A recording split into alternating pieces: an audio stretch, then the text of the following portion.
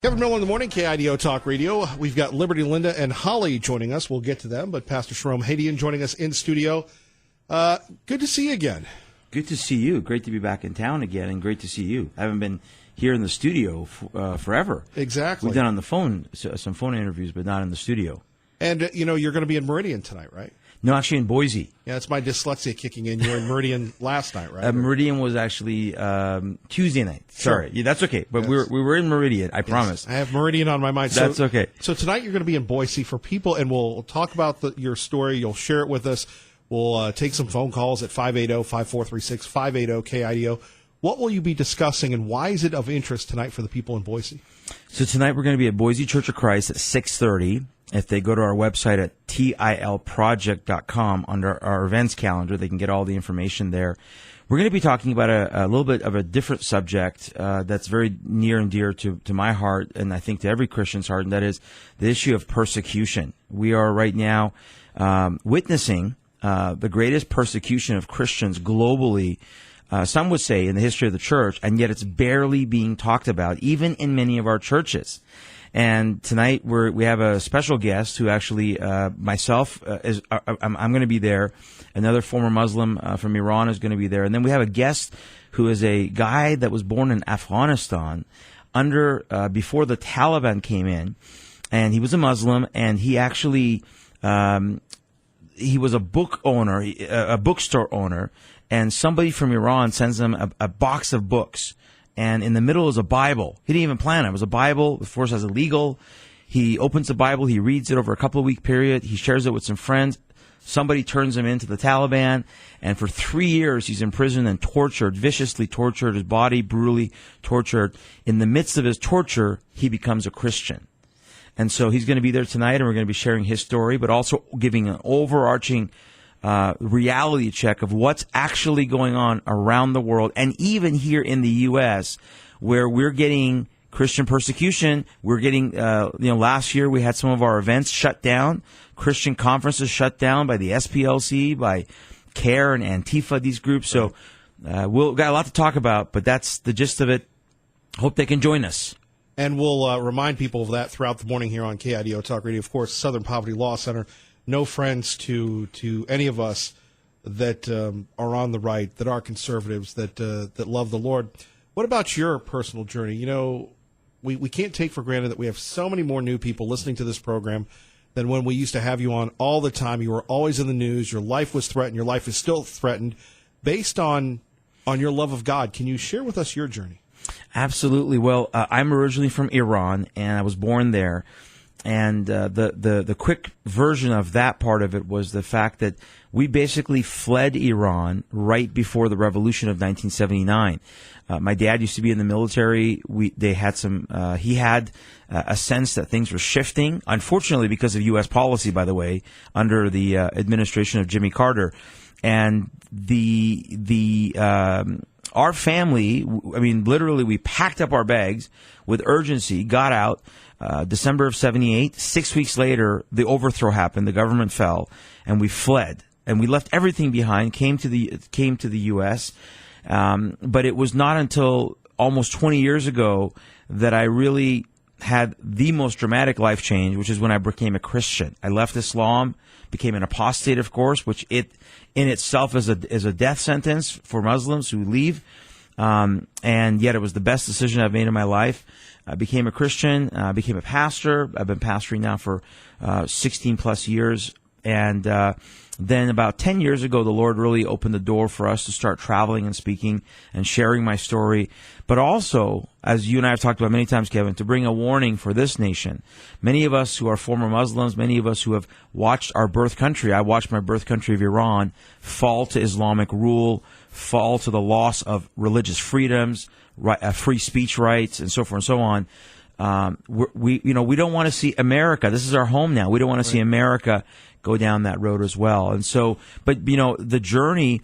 There is a tremendous opportunity in the Middle East right now. There's a tremendous work of God in the Middle East. Many Muslims are coming to Christ. The more they're seeing the real face of Islam in their countries, the more they're actually open to the gospel and to the Lord Jesus Christ. So I'm praying for that, but at the same time, we have great persecution, as I said, in the midst of that. Sure. But yeah, that's the overarching part of the story. And please share with us that. Pastor Sherome Hadian with us, 580-5436, 580-KIDO. He'll be at the Boise Church of Christ tonight. But when we take a look at the balance between America, where we have religious liberty, and you and I have talked about this for years, we have the extremists, then we have the Muslims, then we have the Christians. The Christians were taught, turn the other cheek, love your enemy. Mm-hmm. And look, if all Muslims were bad, we would have a horrible situation in the world today. Right. So what's the balance, sir? How do we not vilify a faith, even if we disagree with it? Well, I think the difference is to separate the individuals from the teaching. For example, let me flip the back. So as a Christian, there are many people in our country today who say they're Christians, yet they support things that we could point to and say it's clearly against the Word of God. Just because they say they're a Christian doesn't mean that they actually follow the Bible and follow what it says. And we can get into many examples of that. In the flip side, for Muslims, the same way, except the other way. There are many Muslims in America, and my dad was one of them, by the way. He was a military guy, as I said. I think I watched him. Maybe I remember 2 times where he went to the mosque. I think I saw him once or twice pray. I mean, the man was not a devout Muslim, and I love my dad. I loved him, but he just wasn't. Yet you ask him, he says I'm a Muslim. The question is, what does the teaching of Islam bring forth in the world? What has the history of Islam brought forth? So we're trying to separate. Now, there are Muslims who say, well, I just want to live my faith personally. I don't have a problem with that. It's when it becomes public. It's when it becomes forced upon another culture. And of course, one of the things I'm going to be sharing tonight is the connection between Islamic texts and the history of Islam and why Christians and Jews are persecuted. And by the way, we're also seeing one of the sharpest rises of anti-Semitism in the world in connection with Christian persecution. So I think that as Muslims, I've said this many times, and you and I have talked about this with, for example, the refugee situation.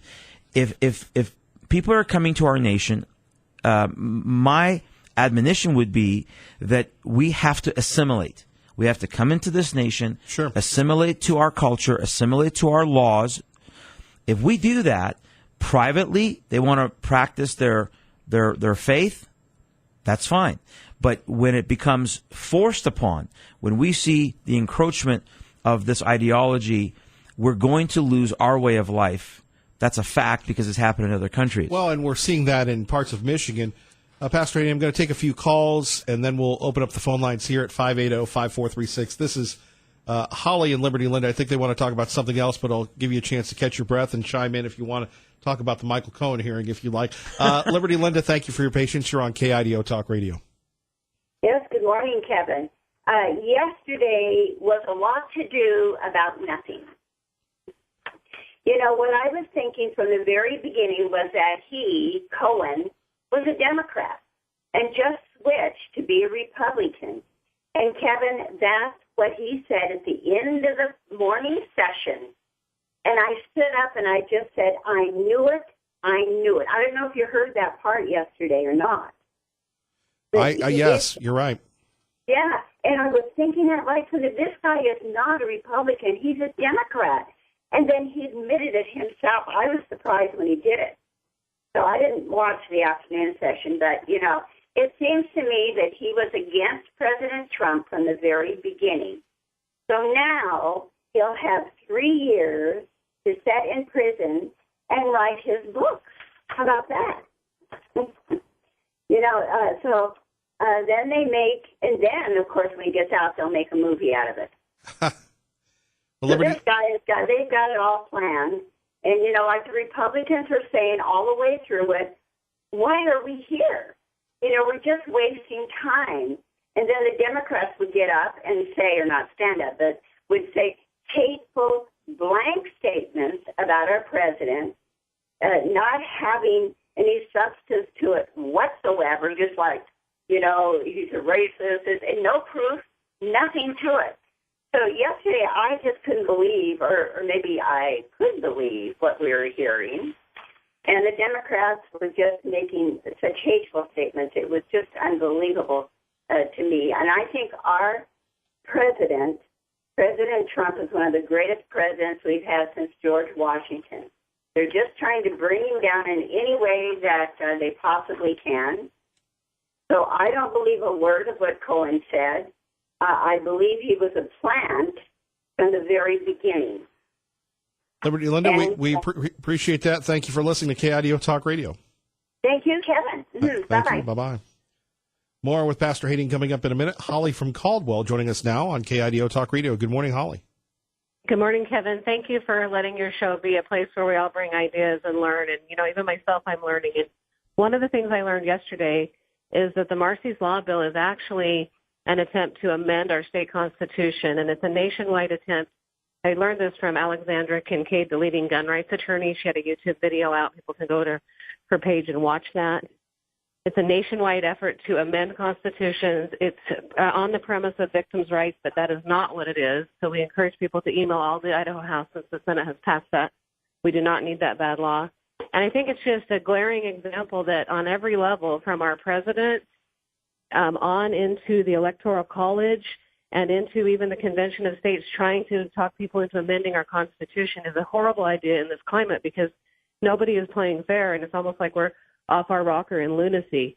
Our rights are not up for negotiation. We are not up for a game of Russian roulette with our rights. So I encourage people to email the Idaho House, call them, let them know that Marsy's Law is a bad idea and you are not for a Convention of States for the third time. It's an awful idea, and our Constitution is on any level, the state or the federal, is not up for negotiation. Fair enough, Holly. Thank you for the call. Thanks. All right, there we have it. All right, back to Pastor Hadian. So, we always have some local issues. Mm-hmm. Can you share with us what's going on in Detroit and the surrounding areas in Michigan? Because I thought there was a separation of church and state in America. Well, it's interesting. It's not just Michigan. In fact, I'm going to be back in Michigan. I'm going to be in Michigan later this year in June. But it's also in Minnesota. I just recently came back from Minnesota. I think I've been in Minnesota like 6 times in the last 2 years. What we're witnessing is the fact that, Kevin, as you get, and this is exactly what we raised here, is that when you get a massive amount of immigration, chain migration, and then refugees coming in, the key is assimilation. If there's no assimilation, you have segregation. They're segregating into enclaves. So we have, for example, right now, Hamtramck, Michigan. It's the first Muslim majority city in America.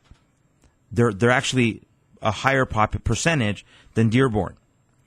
Their city council is now Muslim majority controlled. So this is not just about private religion or faith. This is about Islamic power to bear. And so those that are now in those places, as they get, by the way, and we've seen this in Europe over and over and over again, when you have these enclaves that are forming where you have now 50%, 60%, 70% Muslim population, the problem is you're starting to see, and by the way, there was a recent poll done about 2 years ago by Center for Security Policy. They polled a cross-section of Muslims across America, but particularly in some of these enclaves. And they asked them the question, would you prefer American laws, American Constitution, or your laws? And over 50% said they prefer Sharia or Islamic law. So that's the danger with the lack of assimilation. That's the danger with the enclaves and the segregation, is there's a power base there, and then they start pushing for their ideology. So all of the talk about, now again, please hear me, this is not every Muslim. We're not talking about every Muslim. But when they get into that structured power base, they then start pushing for Sharia application, Sharia promotion. And one of the things I've said to gauge whether in America, in Islam, there are 2 houses. They view the house of the nation or a city that is not Islamic as the house of war, Dar al-Harb. Harb means war. They view the house of Islam as Dar al-Islam. One of their conditions for getting to that upper house is what's called, is that when they believe that they can start promoting and activating their law. So they go from from denial. Oh, no, we're here. We just want to coexist, to then the idea of defending their law, Sharia, and then ultimately to promoting.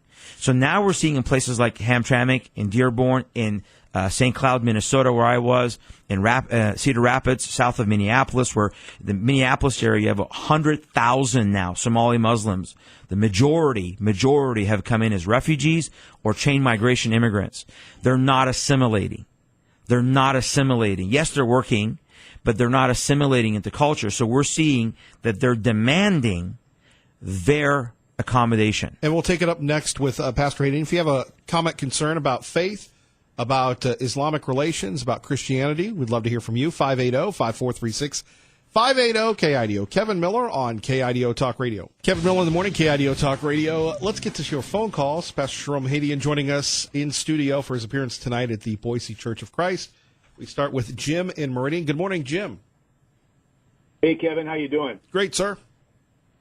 Yeah, I just wanted to call in and first thank the pastor for the things that he's been saying, which is something I've been telling people forever. You know, just like you said about Christians, you know, I've been a Christian for 40 years. And, you know, it's one thing to be a committed disciple, follower of Jesus Christ. It's another thing to just say, I believe in God, and or call yourself a Christian. And it's the same thing with Islam. You know, to be a Muslim, you have to, there's certain teachings, and that's what the real danger is, that you have to adhere to. And one thing Muslims believe is that Muhammad is the perfect example of a Muslim. He is the model to follow, to aspire to. But we know that he was anything. Christ never married. Muhammad had multiple wives, plus he married a 6-year-old and had sex with her when she was 9. She actually one time called him a pedophile, and he replied and said, that's pretty strong words coming from a 9-year-old. Anyway, I digress. But the teachings of Islam, and we always talk about the Quran. It's not just the Quran. You have the Sirah, you have the Hadith, and over 50%, if you take all those together, over 50% of those talk about how they should treat and deal with the kafir, or the kuffar, which is us, or the dhimmis. The dhimmis are you find in Saudi Arabia, Christians, Jews, who are basically considered second-class citizens. And so for a person to be a Muslim, they have to adhere to these teachings. They can't say, well, I'm a Muslim, but, you know, I don't believe Muhammad was perfect, or I'm a Muslim, I don't believe this, or I don't believe that. And so it is the teaching. You know, I always tell people, you know, Islam is a militant ideology, political ideology that masquerades as a religion. There's two parts to the Quran. There's the Medina and the Meccan. And the Meccan Quran, the first 13 or so years of Muhammad and Islam, you had approximately 150 followers. When he left Mecca, Medina, and started the jihad side, that's when Islam exploded. We need to put you on, Jim, instead of Pastor Hadian.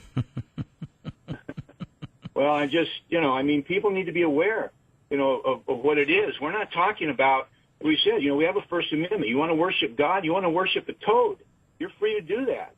But the moment you begin to say, you know, I can't eat bacon, or my wife has to dress up in a towel or a robe or, you know, a blanket to walk out in public, you know, the moment you begin to say that, you know, your culture, you know, supersedes, you know, ours or our belief system, and the key word, as the pastor said, is assimilation.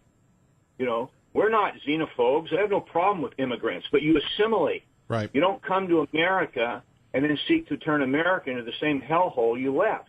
Jim, great point. Traffic and weather together, KIDO Talk Radio. I'm just Channel 7's Eric Gebert. And back to Pastor Jerome Hadian. Boy, Jim had a lot to say. Your thoughts, and we'll take more of your calls for Pastor Hadian coming up right after the news. But, sir, if we can squeeze in a couple thoughts from you. Well, very quickly, I mean, the gist of what he's saying is correct. Within the problem is we don't really understand the true nature of Islam going back historically into the text. Now, again, I would say that probably more than 50% of Muslims in America do not ascribe to their teachings.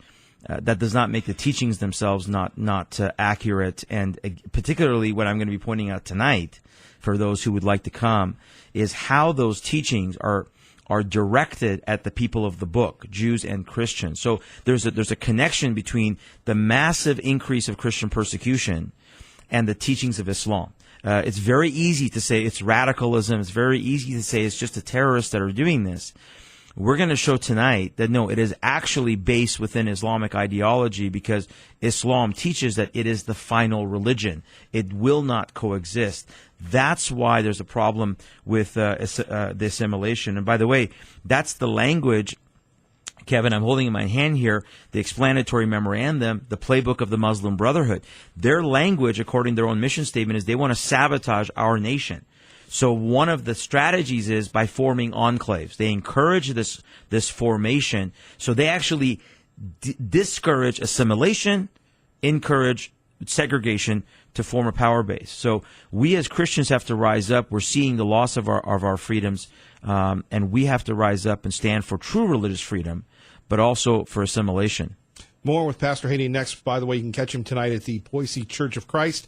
Kevin Miller, KIDO Talk Radio. Good morning, Maggie. Good morning, Kevin. Blessed to be with you. Let's get out to the White House. That's right, the actual White House. John Decker joining us, Fox News Radio, exclusively here in the Treasure Valley on KIDO Talk Radio.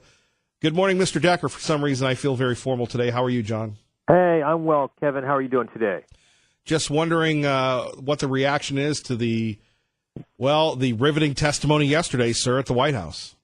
Well, you're absolutely right about that. That's a good description. It was riveting. We covered it all day yesterday, watched it from start to finish, gavel to gavel. The president watching some of it while he was in Hanoi, Vietnam, even with the time difference. And a lot of this was happening while the president was sleeping, quite frankly. But the president reacting at the press conference that he had prior to leaving Vietnam back for the United States, essentially saying he was not impressed with the testimony coming from his former personal lawyer, Michael Cohen.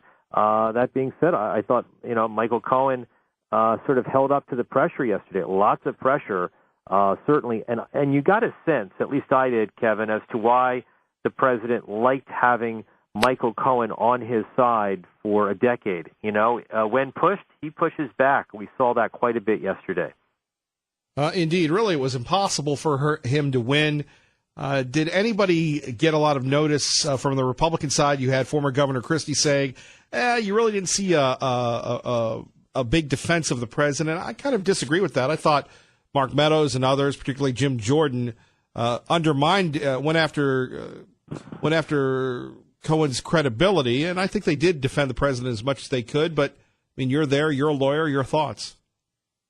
Well, I do agree with a little bit of what Chris Christie had to say. I did feel that for the most part there wasn't a lot of defense of the president, and with good reason. They don't know all the facts. It's hard to defend somebody when you don't know all the facts and you're just, listening to one side of the story. But we did hear a defense of the president when it came to some of those personal attacks coming from Michael Cohen, from members of Congress on the Republican side who've gotten to know President Trump over the course of the past 2 years while he's been in office.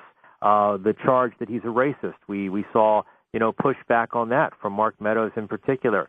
And so I think that there was the defense coming from Republicans in the House Oversight Committee. And there was certainly by every member on the committee on the Republican side an attempt to undercut Mr. Cohen's testimony, painting him as what he is, which is a convicted liar.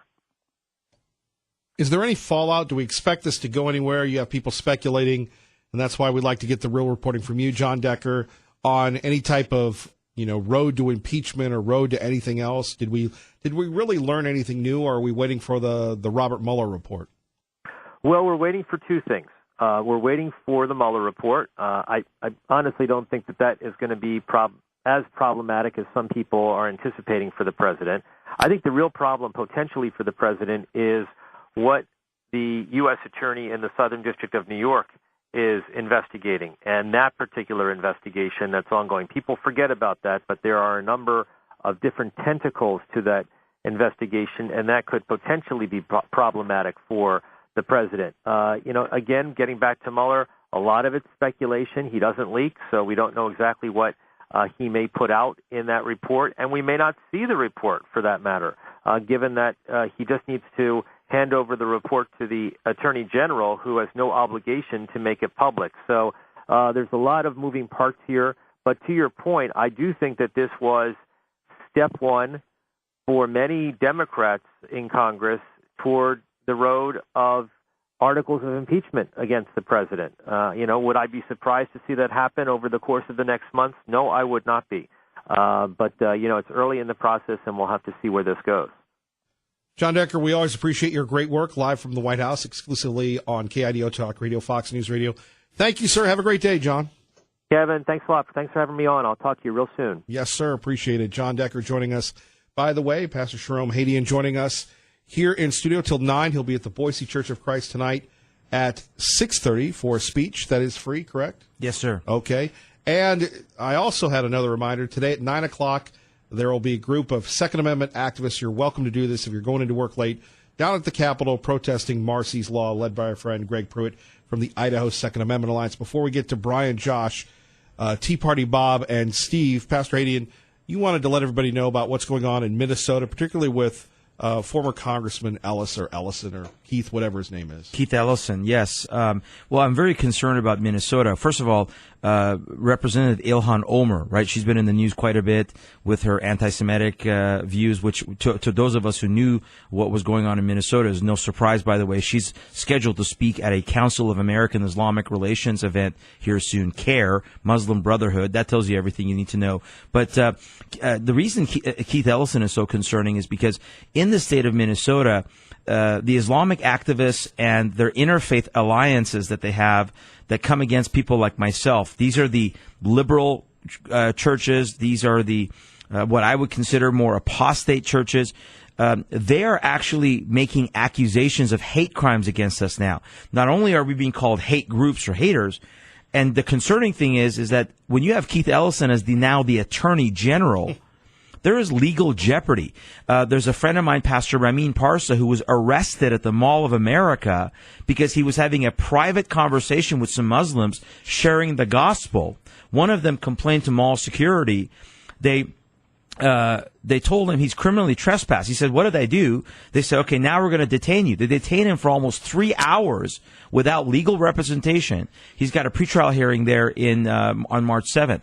Now our ministry has been accused of hate crimes. They're openly coming out on Facebook and in the media and saying we're inciting violence against Muslims. This is a flat-out defamation. That's the tactic, though, isn't it? That's the tactic. But normally I wouldn't be worried. But when you got Keith Ellison sitting in the Attorney General's office, I called legal counsel over there and I said, do I have legal jeopardy if I come into Minnesota next time? Are they going to, issue an arrest warrant for me? Because these guys are making up charges as they go. So this is how brazen this access between the Islamists and then their social justice warriors in the left are getting. They are truly, truly going all out for blood. It's no longer, we don't like you. We're going to destroy you. We're going to destroy your reputation. And now we're going to accuse you of crimes. So, if there's no accountability here, I just want to point out that this is happening in America, and the potential for here in Idaho is there.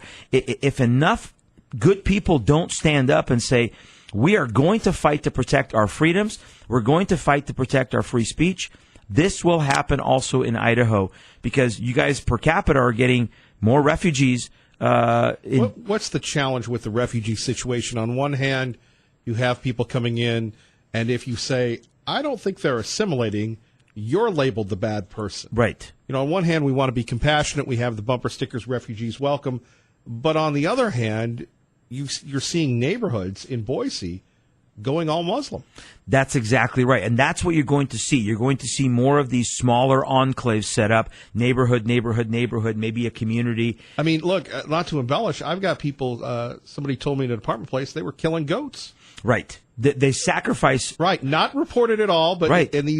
And the landlords have to deal with this stuff. Yeah. That's going on that is underreported. That's right here in the Treasure Valley. They will come out on the public sidewalk on the corner, and they'll cut the throat of the goat during the time of Eid al-Adha that they just had they call it the Feast of Sacrifice, and they have no quorum, meaning no decorum, I should say, right, to understand that you don't do that in a civilized society on the sidewalk where the blood is pouring, But this is unfortunately the culture. We witness this in Iran and in other places. So again, this is the challenge. This is the clash of cultures.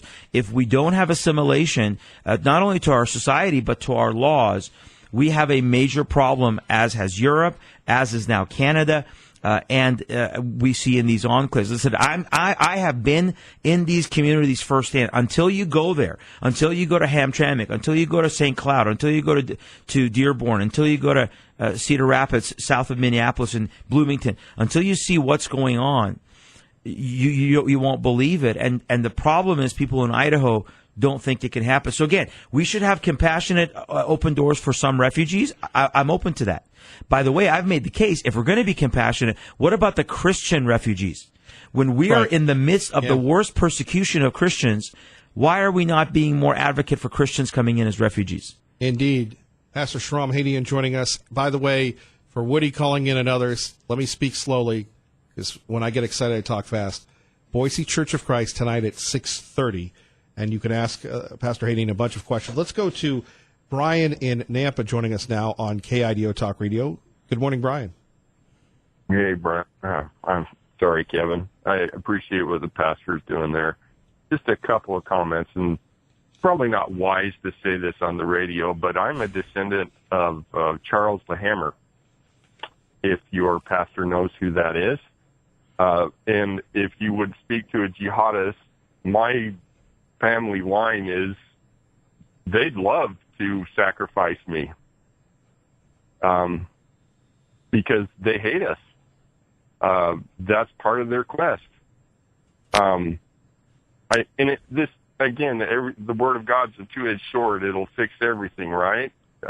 Abraham Lincoln studied the Quran. He studied the Book of Mormon. He studied the Bible.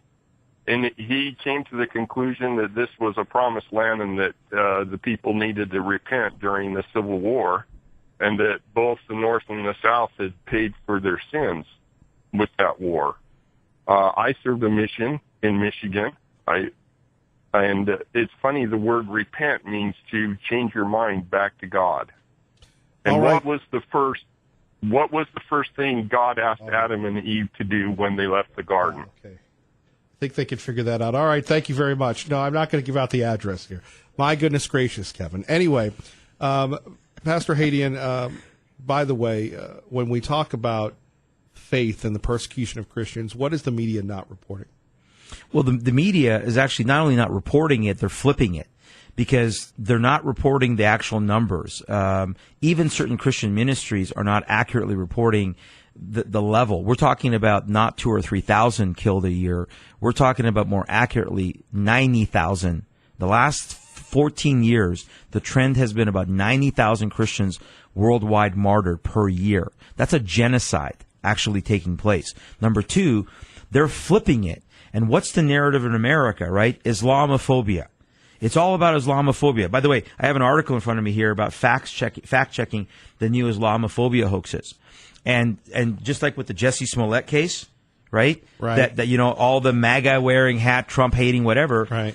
The majority of these hoaxes, particularly after President Trump has been elected, by Muslims who claim that some MAGA wearing hat person ripped their hijab off or assaulted them, have been proven to be hoaxes. Sure. So even our military is adjusting in stress and stuff.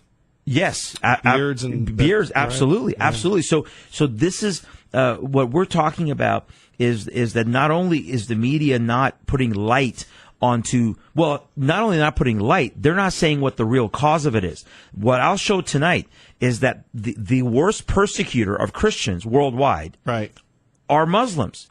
Now, there's North Korea, there's China, communism is a persecutor, but Muslim countries are the worst perpetrators, and it's not an accident. It's tied to ideology. More coming up, but by the way, thanks to my friend Mr. Kevin Skidmore here, a Boise Church of Christ, 2000 North El Dorado. Is that good enough? Okay, thank you. I appreciate that, Kev. That's good enough. Yeah, anybody with the first name Kevin, we always let them run wild. Josh and Eagle, good morning. You're on with Pastor Hadian, KIDO Talk Radio. Hello, Josh. Hey, Kevin. Hey, Shahram, it's a pleasure to talk to you. I listen to you and Brandon House all the time. Sabotage was a great movie, and hopefully you brought one for Kevin. And you guys are just beacons of light in a dark world, and I would encourage everyone to check out Brandon House and Shahram's ministries, because Fox News and all that garbage isn't going to tell you what you need to know about what's going on in our country.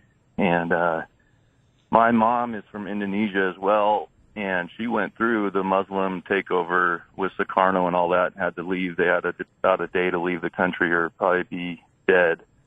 And I know Shahram lived in Iran before the Muslim takeover and totally understands what Islam is to its core and what it's capable of doing to destroy a beautiful society of people. And I know that's coming to Idaho because I'm already hearing and seeing things that are just really disturbing. So anyway, Shahram, pleasure to talk to you. Thank you, Josh. I appreciate that. And he's talking about there's a docu-movie that Worldview Weekend put together called Sabotage. It's a 6-hour 3 DVD set. It is eye-opening, beyond eye-opening.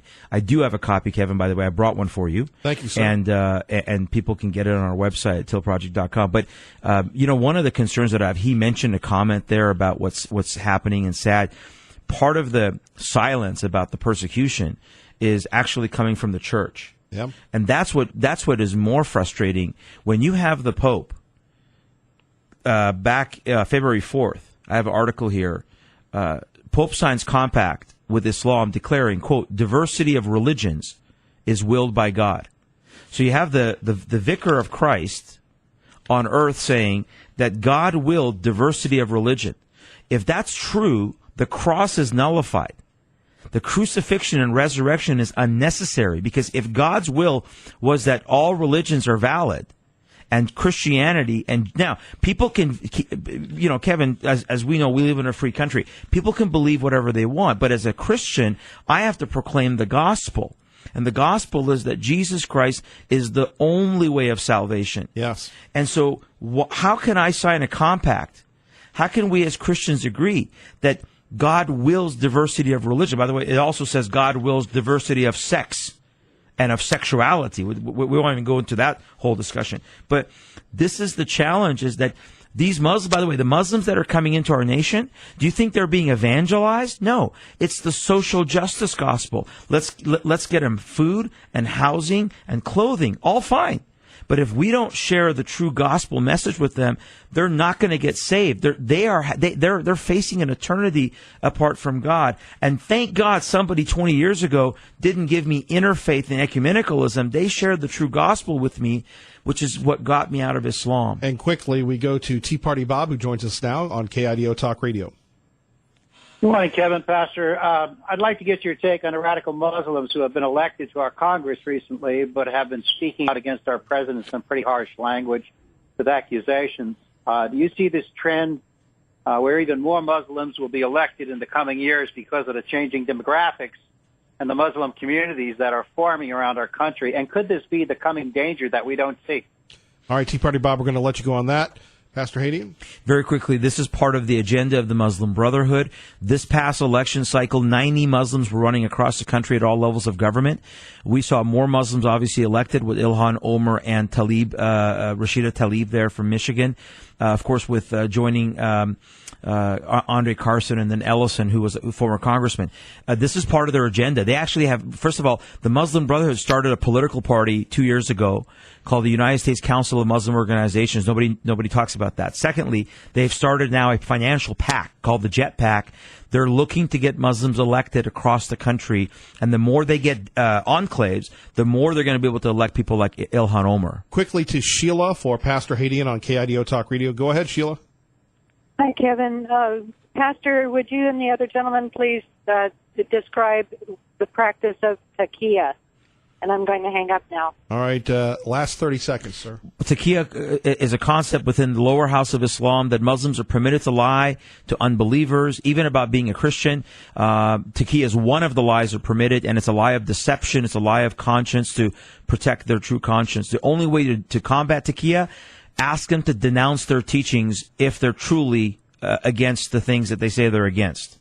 All right. Pastor Shahram Hadian joining us tonight, Boise Church of Christ. 630 2000 North El Dorado. God bless you, sir. God bless you, Kevin. Thanks again for having me. It's great to be with you again. Appreciate your courage, brother. You got it. Thank you, man. You too. Thank you. You're listening to Kevin Miller, KIDO Talk Radio. And Kevin Miller in the morning. Want to thank Pastor Hadian and the crew for coming in. Remember, that's tonight, Boise Church of Christ at 6:30, and that's not the first one on Google. It's the second one, the real one. That's my opinion. God bless. Keep the faith. Glenn Beck is next.